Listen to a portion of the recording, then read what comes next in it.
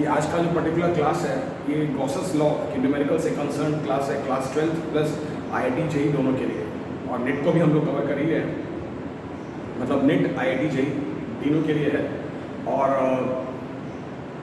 आज के क्लास के बाद जो अगले 2 क्लासेस होंगे उन दोनों ही क्लासेस में हम लोग HC वर्मा और NCERT से बाहर के भी कुछ अच्छे क्वेश्चंस हैं जो आने लायक हैं, फ्यूचर में आ सकते हैं, उनको हम लोग कवर करेंगे। अब तक हम लोग गॉसेस लॉ की थ्योरी पढ़ चुके थे, फॉर्मूला पढ़ चुके थे, कॉन्सेप्चुअल पॉइंट्स डिस्कस कर चुके थे। और कॉन्सेप्चुअल पॉइंट्स के अलावा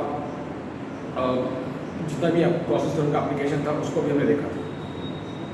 तो हम लोग शुरुआत कर रहे हैं HC वर्मा के क्वेश्चन नंबर 3 से, गॉसेस लॉ के चैप्टर से, जो चैप्टर नंबर 30 है इनफैक्ट HC वर्मा का वॉल्यूम 2 में। क्वेश्चन आप बुक खोल के भी वहाँ से भी नोट कर सकते हैं। वैसे मैं आपको बता भी दे रहा हूँ, हालांकि लिखवाने में थोड़ा टाइम खराब होता है, और कोशिश ये रहेगी कि जो क्वेश्चंस का जो लैंग्वेज है वो ऑलमोस्ट वही रहे जो आपके बुक्स में दिया हुआ। तो क्वेश्चन नंबर 3 से स्टार्ट करते हैं। उसमें कहा जा रहा है क्या कि show that there can be no net charge in a region in which electric field is uniform at every point.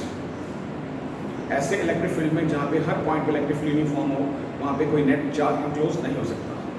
ये क्वेश्चन का सेंस है। क्या ऐसा रीजन जहाँ पे हर एक पॉइंट पे इलेक्ट्रिक फील्ड यूनिफॉर्म हो, वहाँ पे कोई नेट चार्ज इंक्लोज नहीं हो सकता है, ये आपको शो करना है। तो यूनिफॉर्म इलेक्ट्रिक फील्ड के बारे में हम जानते हैं कि हर पॉइंट पे इलेक्ट्रिक फील्ड का मैग्नीट्यूड और डायरेक्शन एक ही रहेगा। तो जैसे हमने ये मान लिया कि हमने यूनिफॉर्म इलेक्ट्रिक फील्ड लिया,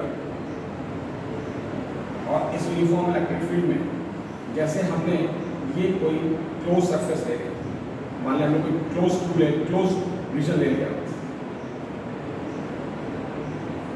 क्लोज रीजन ले लिया,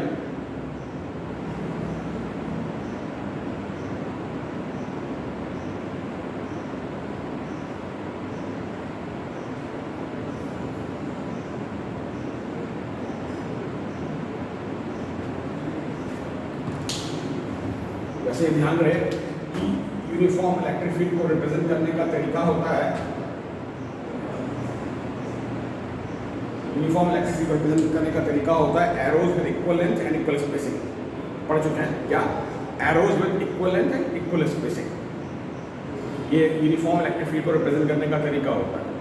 तो अब यहाँ पे है क्या, ये हमने कोई क्लोज सरफेस ले लिया, जैसे क्यूबिकल सरफेस ले लिया। अब आप यहाँ पे ध्यान से देखें कि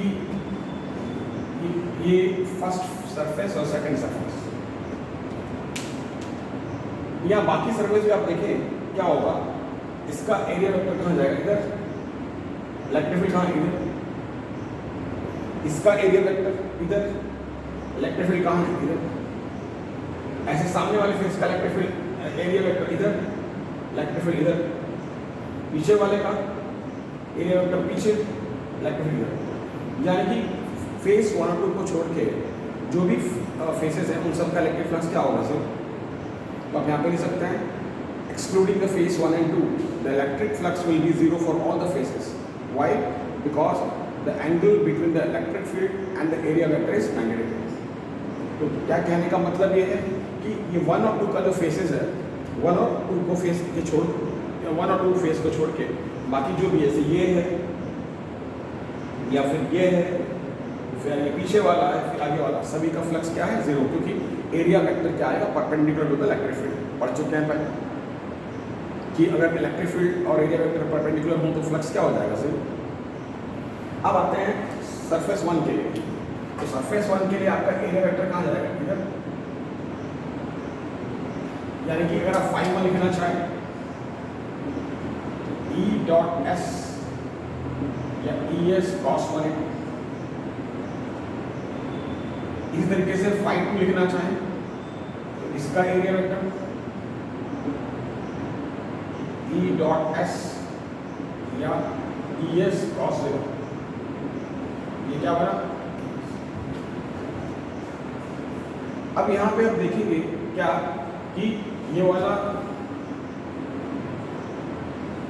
माइनस में आया और ये वाला प्लस में, तो total flux is equal to, अब टोटल फ्लक्स 0 हो गया according to Gauss theorem, this flux should be equal to what? According to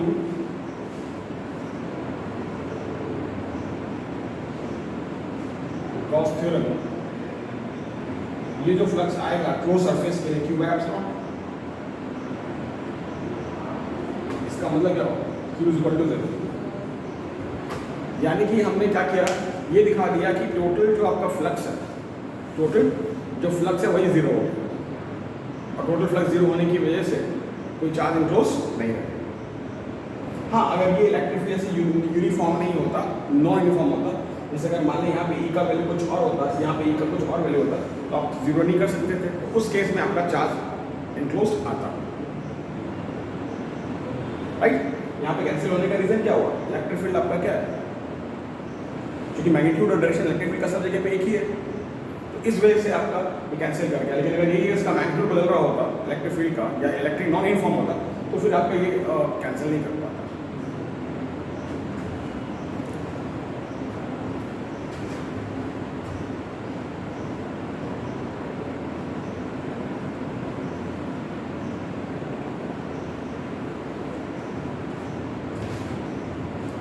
फिर यहाँ पे जो क्वेश्चन नंबर 4 है वो क्या है, एससीवी का। ये पहले हमने क्वेश्चन नंबर 3 किया था, अभी क्वेश्चन नंबर 4 है।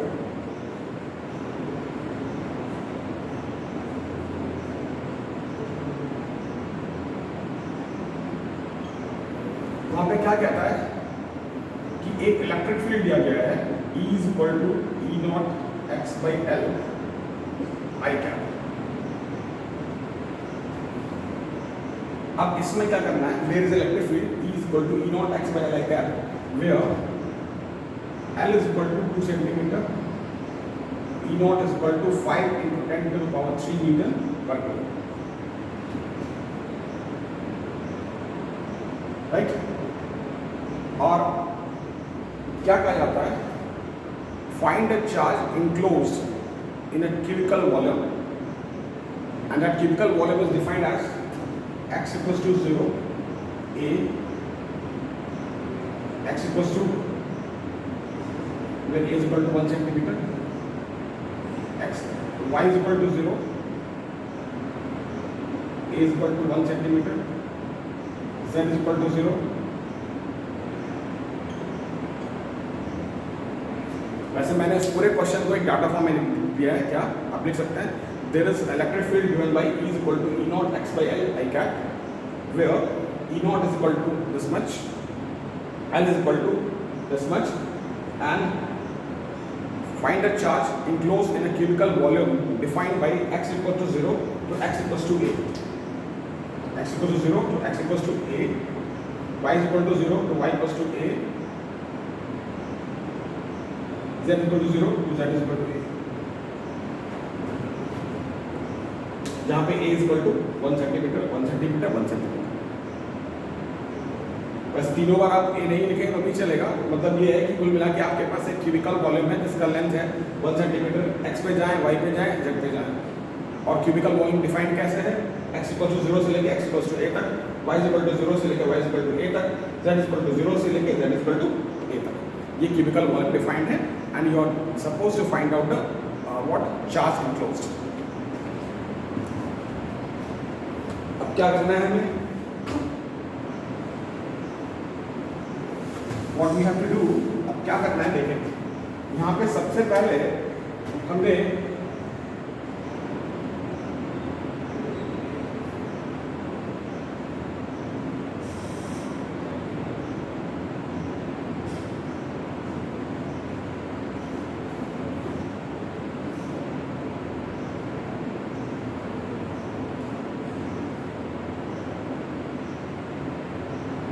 ये आपका 0 0 0।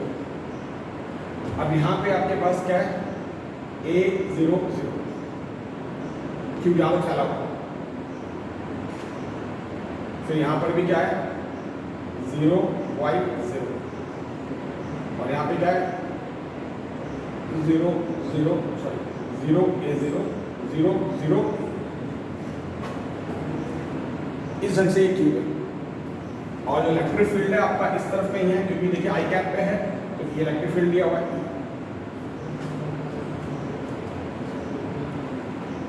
अब क्या करना है, हमको चार्ज इनक्लोज निकालना है, राइट।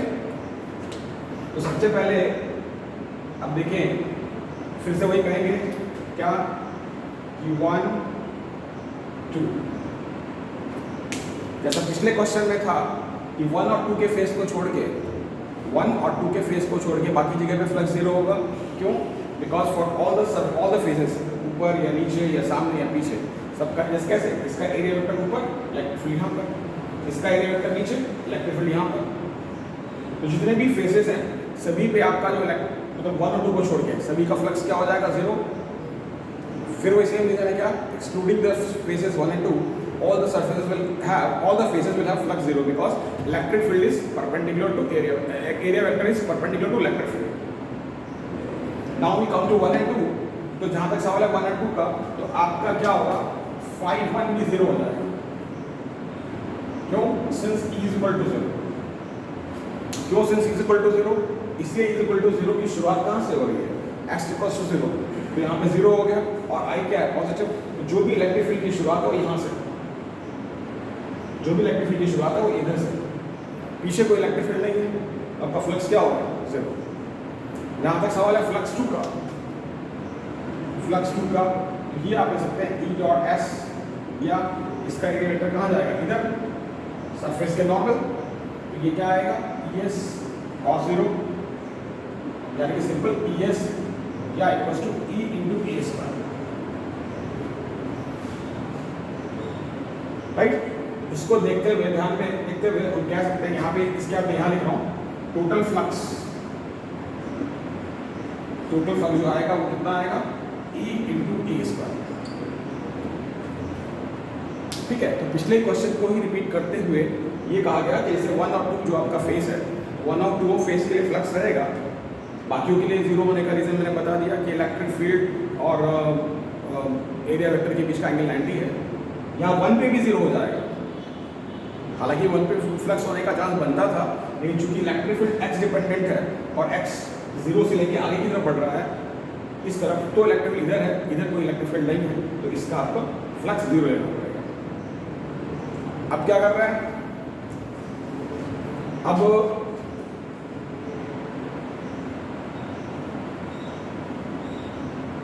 यहाँ पे E का value E naught 5 into 10 to power 3, x की जगह a लेना पड़ेगा 1 into 10 to power minus 2, l की जगह 2 into 10 to power minus 2, since x equal to a centimetre equals to 1 centimetre, और एरिया a स्क्वायर में क्या लिखना पड़ेगा, 1 into 1 into 10 to power minus 4 metre square.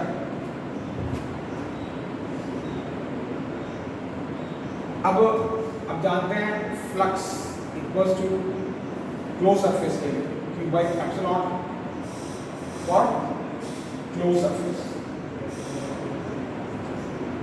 Total flux आपको पता है, आप यहाँ से Q निकाल सकते हैं, और ये एप्सिलॉन का वैल्यू हम ऑलरेडी पढ़ चुके हैं, 8.85 इंटू 10 टू पावर माइनस। अपने यूनिट्स लिख सकते हैं, पहले भी इसका यूनिट हम डिस्कस कर चुके हैं, आप यूनिट भी ले सकते हैं, राइट। तो कहने का मतलब ये है कि वैसे भी एप्सिलॉन का ऐसा यूनिट, ये जो वैल्यू है ऐसा यूनिट के टर्म में दिया हुआ है, एप्सिलॉन इसको हम लोग पढ़ते थे absolute permittivity. So total flux is what, E into a square, E का वैल्यू आप यहाँ से प्लेस कर सकते हैं, a स्क्वायर यहाँ से, तो आपको क्या मिलेगा, फ्लक्स। इसके अलावा ये कहाँ से आया, आप इसके आगे लिख सकते हैं बाई गॉस थ्योरम, ये कहाँ से लिखा है, by Gauss theorem for close surface, flux is equal to Q by epsilon, flux equals to Q by epsilon. बाकी आप वहाँ से Q का कैलकुलेशन कर सकते हैं, राइट। ये आप ले सकते हैं फाइंड Q, फाइंड, तो यहाँ से Q निकाल सकते हैं।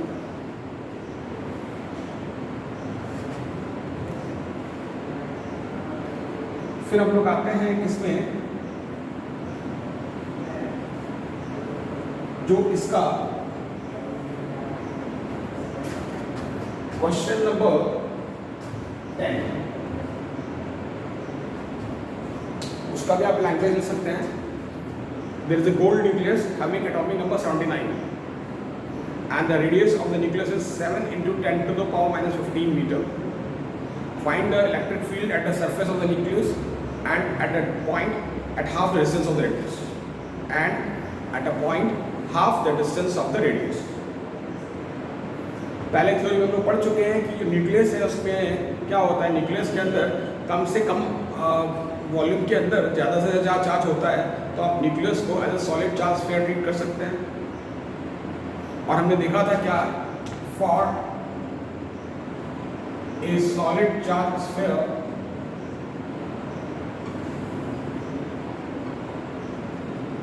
is equal to rho r 3 epsilon naught। ये कहाँ पर है, on the surface, on the surface, और E is equal to rho r 3 epsilon naught inside. ये हम लोग पढ़ चुके हैं। आते हैं इस फॉर्मूले को यूज करते हुए। तो पहले में आपको क्या करना पड़ेगा, first of all you have to find what, volume charge density. This rho is what, आप लिख सकते हैं rho is what, volume charge density. First of all we have to find volume charge density, that is rho. कैसे आएगा, अब according to the question, जो question दिया था उसमें आपके पास रेडियस कितना दिया हुआ था, 7 into 10 to the power minus 15 metre. तो यहाँ पे अगर आप वो निकालना चाहेंगे तो यहाँ पे टोटल चार्ज कितना आएगा क्वेश्चन के अकॉर्डिंग, वो उसका एटॉमिक नंबर कितना है, 79। और आप जानते हैं न्यूक्लियस के अंदर जो भी होगा प्रोटॉन होगा, प्रोटॉन के ऊपर जो चार्ज होगा वो इलेक्ट्रॉनिक चार्ज के बराबर होगा। तो ऐसे में अगर आप यहाँ पे चार्ज पर यूनिट वॉल्यूम लिखना चाहें कितना आएगा, 79 into 1.6 into 10 to the power minus 19, और यहाँ पे 4/3 पाई आर क्यूब में 7 into 10 to the power minus 15 का ये आपका आया रो, चार्ज पर यूनिट वॉल्यूम। तो ये आपका रो का वैल्यू बेस कर देंगे, epsilon not 8.85 into 10 to the power minus 12, ये आपका एप्सिलॉन का वैल्यू हो गया, रो का वैल्यू हो गया। और ये ऑफ कोर्स चार्ज मैं फिर भी दे रहा हूँ, चार्ज कितना था, 79 इलेक्ट्रॉनिक चार्ज, क्योंकि एटॉमिक नंबर 79 था, क्योंकि एटॉमिक नंबर 79 था। ये आपका फर्स्ट पार्ट है, राइट। सेकेंड पार्ट में क्या करना पड़ेगा, E is equal to rho r upon 3 epsilon naught। सिर्फ इतना ही करना है कि r is equal to r by d, बाकी सब कुछ बेहतर, राइट। वैसे मैं चाहता हूँ कि जो स्टूडेंट्स हैं वो सेल्फ डिपेंडेंट हो, तो for that I want that calculation should be made by the students by of their own. आप कैलकुलेशन खुद भी कर सकते हैं। मेरी कोशिश ये है कि आपको क्वेश्चन का अप्रोच कैसे करना है या उसका कॉन्सेप्ट क्या है उसके बारे में बताएं, अदरवाइज कैलकुलेशन सब खुद भी कर सकते हैं। और मेरे ख्याल 12th लेवल पे या जो भी बच्चा नेट और IIT की तैयारी कर रहा है उसको कैलकुलेशन तो खुद स्ट्रॉन्ग करना ही चाहिए। तो ये आपका क्वेश्चन नंबर 10 था।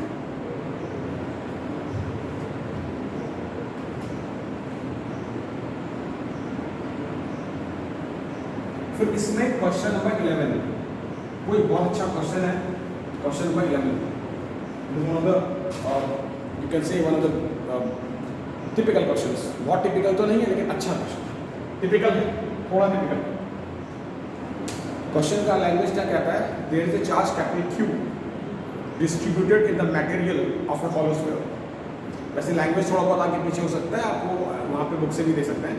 There is charge capital Q distributed in the material of a hollow sphere having inner radius r1 and outer radius r2.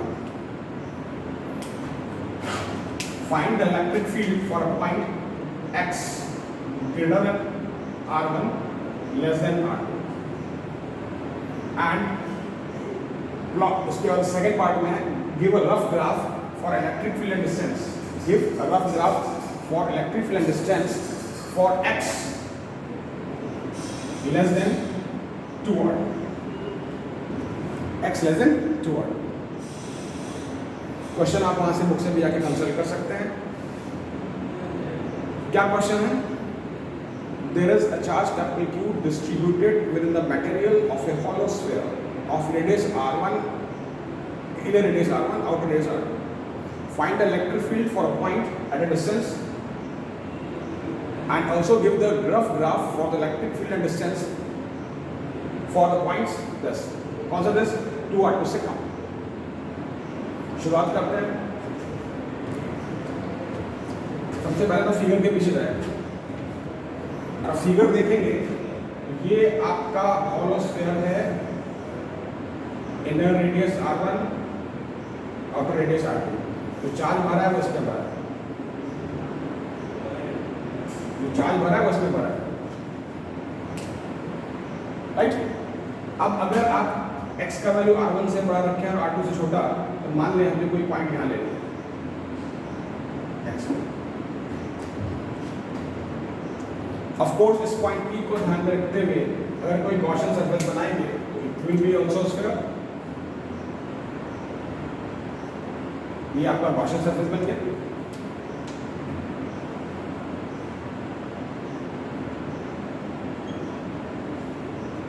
यहाँ पे इलेक्ट्रिक फील्ड का डायरेक्शन, एरिया वेक्टर का डायरेक्शन. तो ऐसे में आप इलेक्ट्रिक फ्लक्स निकालेंगे, E डॉट S होगा,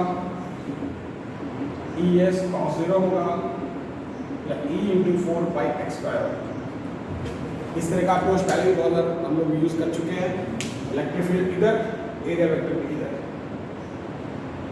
अब जहां तक सवाल है इसका चार्ज इंक्लोज्ड, क्योंकि गॉस थ्योरम लगेगा किसके लिए?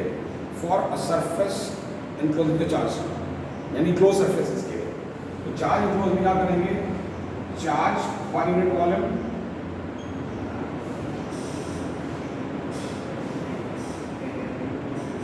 Into volume.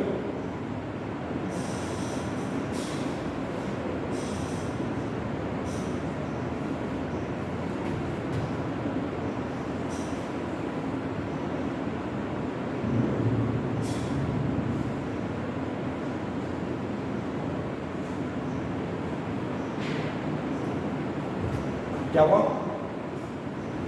ये R2 था, R2, R1, R2, R1. Charge per unit volume 4/3 pi R2 cube minus R1 क्यूब, ऊपर 4/3 pi x cube minus R1 cube. तो charge per unit volume into volume, right.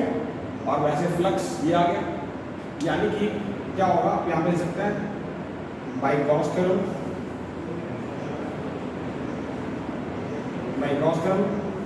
Flux equals to what?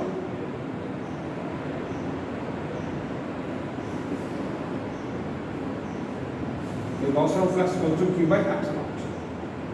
तो यहाँ पे charge enclose आया q equals to इतना, charge enclose q equals to इतना, और फ्लक्स गॉस थ्योरम के हिसाब से q बाई एप्सिलॉन किसके लिए? आगे आप लिख सकते हैं, आप यहाँ पे आगे लिख लेंगे फॉर क्लोज सरफेस. वैसे अंडरस्टूड है, अब बहुत सारे अप्लाई कर रहे हैं तो क्लोज सरफेस के लिए कर रहे होंगे. तो ये आपका चार्ज क्लोज आ गया और ये आपका फ्लक्स आ गया कितना? q by epsilon. Very simple. सबसे पहले इस पॉइंट P को ध्यान में रखते हुए क्या बनाया? Gaussian surface. उस गॉसियन सरफेस को फिर ध्यान में रखते हुए क्या किया? उसका फ्लक्स निकाला. इलेक्ट्रिक फील्ड भी इधर है और एरिया वेक्टर भी इधर है, तो ये आपका इलेक्ट्रिक फ्लक्स आ गया. फिर क्या किया? फिर टोटल चार्ज इंक्लोज निकालना था, तो पहले हमने इसका कंफर्म कर लिया. चार्ज पर यूनिट वॉल्यूम आप लिख सकते हैं, चार्ज पर यूनिट वॉल्यूम, या आप कह सकते हैं volume charge density. Charge per unit volume into considered volume. क्या? Charge enclose is equal to charge per unit volume into volume considered. ये आगे अब क्या कर सकते हैं? यहाँ पे अगर हम देखें तो ये क्या था? E into 4 pi x square is equal to what? Q upon R2 cube minus R1 cube, यहाँ पे x cube minus R1 cube, और साथ में एप्सिलॉन नॉट. अब क्या है? यहाँ पे मैं मिटा रहा हूं.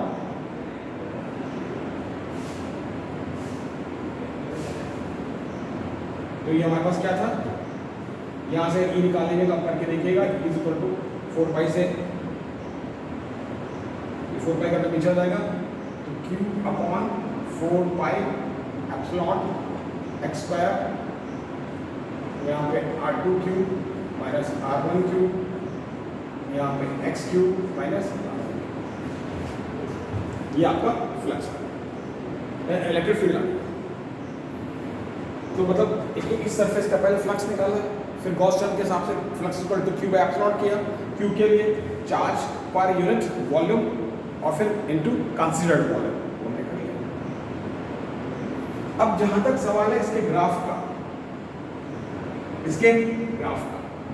तो इस ग्राफ का जहां तक सवाल है, तो इस ग्राफ में अगर आप देखेंगे, अब देखिए इसका जो ऊपर का x का फैक्टर है शुरू में तो वही डिसाइड करेगा, क्योंकि इसका पावर ज़्यादा है। स्टार्टिंग डिस्टेंसेस में इसका जो वेरिएशन है कौन डिसाइड करेगा? ऊपर वाला टर्म, क्योंकि ऊपर x क्यूब है। अगर यहाँ पे x इक्वल टू 0 रख दें तो फील्ड विल बी 0, अगर हम इसके हिसाब से चल रहे हैं x के हिसाब से, और ये हॉलो स्फीयर है तो अंदर तो फील्ड 0 होना ही है। यानी कि आप कह सकते हैं x इक्वल टू 0 से लेके 2r1, ई क्या लेना पड़ेगा आपको? हॉलो होने की वजह से यहां पे आगे लिख सकते हैं बीइंग हॉलो।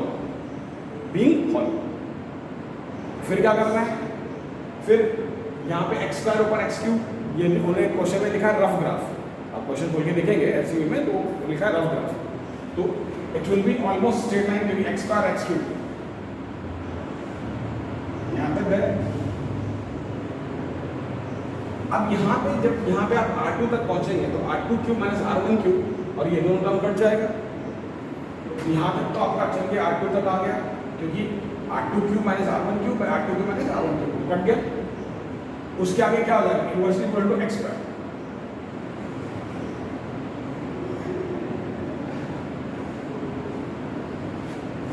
और हमको 2R2 से लेस तक ही हमको क्या करना था? ये 2x जो था लेस देन 2R2, उससे कम पे जाना है। ये इसका वेरिएशन है। शुरुआत में हॉलो होने की वजह से 0 है, उसके बियॉन्ड x का क्यूब उसके हिसाब से डिसाइड करना है, तो नीचे x स्क्वायर x क्यूब, ये रफ ग्राफ बनेगा, तो वहाँ पे x के डायरेक्टली आ गया ऑलमोस्ट, और उसके बाद फिर ये R2 cube minus R1 cube वाला टर्म कट जाएगा, तो उसके आगे जो भी वेरिएशन शुरू होगा वो कैसे शुरू होगा? q upon 4 by epsilon x square के हिसाब से, यानी कि e inverse equal to x square. Graph looking like this. So these are the few selected questions जो मैं एसईवी से डिस्कस किया है। अगले लेक्चर में हम लोग गॉस थ्योरम की हेल्प से चार्ज डिस्ट्रीब्यूशन सीखेंगे और एसईवी के कुछ और क्वेश्चंस को हाईलाइट करेंगे। मेरे ख्याल एक लेक्चर और चाहिए होगा जिसमें हम लोग कुछ एनसीईआरटी का भी 2-3 टिपिकल क्वेश्चन है वो, और लेटेस्ट आईआईटी जेईई पैटर्न का और नेट का जो